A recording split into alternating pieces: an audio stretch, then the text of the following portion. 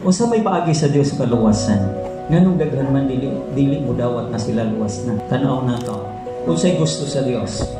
God wants all men to be saved. Mao ba niyang gusto sa Dios nga maluwas ang tanan? Yes, it's one. Maugi gusto sa Ginoo nga maluwas ang tanan, matabangan, mahimong gawas nun. This is God's desire that all men be saved.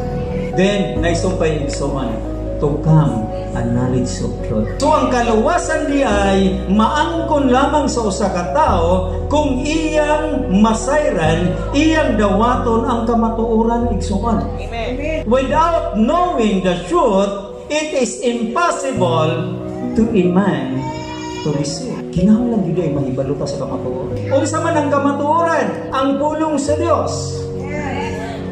Ang kamatuoran, mao ang nagbalaan kanato. Amen. Ingon diha nga sanctify them by the word.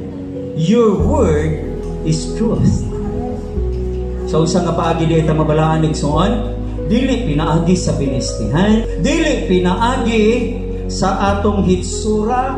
Wala mag-matter diha igsoon ang kaluwasan, ang pagkabalaan dili makita diha nga parte apan ang pagkabalaan magagikan sa pulong sa Dios na mao ang kamatuoran. Amen. Amen.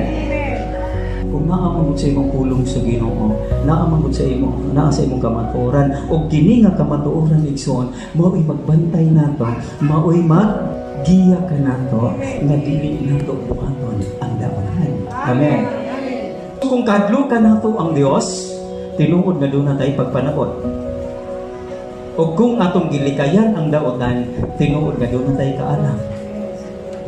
But if we don't separate good from evil, wala kitay wisdom, wala kitay understanding.